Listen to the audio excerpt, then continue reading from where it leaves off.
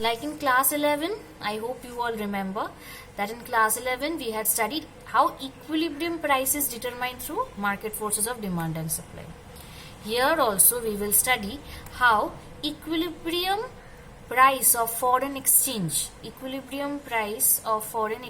is determined through the forces of demand and supply, or equilibrium rate of foreign exchange is determined through the forces of demand and supply. In 11 it was equilibrium price, here it is equilibrium rate of foreign exchange through demand and supply. That is, we are determining indirectly how the flexible exchange rate is determined in the market through demand and supply. Now I will show you a diagram. Just we had in 11, here also we have that same diagram of excess demand, excess supply situation.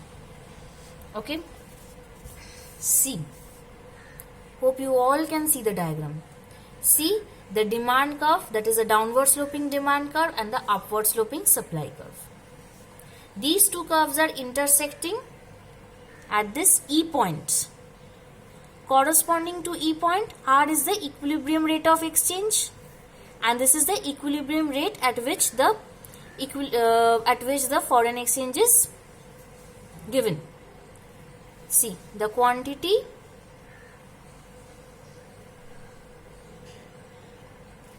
is measured in the horizontal axis. Hope you all can see. So E is the equilibrium and R is the equilibrium rate of foreign exchange.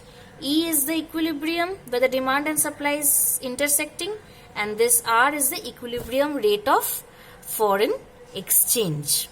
Now see, when the equilibrium rate of foreign exchange is increasing, suppose the rate of foreign exchange is increasing.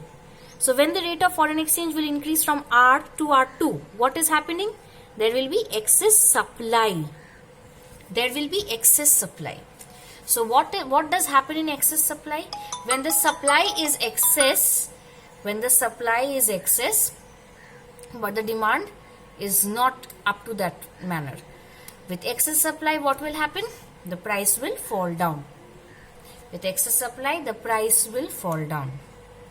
So when the price is falling down means the exchange rate is again coming back to R. Similarly, if the exchange rate falls down to R1, so when the exchange rate is falling to R1, what is happening? There will be excess demand. Because with a fall in the price of the foreign exchange, supply will not increase, supply will fall. And due to the fall in the price of the foreign exchange, if we look through the demand manner, what will happen? The demand will, with fall in price of the foreign exchange, demand will increase. So there is excess demand in the market and the supply has not increased. Due to excess demand, what will happen? The price will rise. Due to excess demand, what happened in class 11 also the price rose. Here also the same thing, due to excess demand the price will rise. And thus the equilibrium rate will again come back to R. So when the equilibrium rate is rising, it is again coming back to R. When it is falling, it is also again coming back to R. So this is R is the equilibrium rate of exchange. Okay. So this is how the excess supply is causing the equilibrium rate to again fall, and excess demand is pushing the price of the exchange rate. So this is how the equilibrium exchange rate is determined by the forces of demand and supply. Hope you all have understood.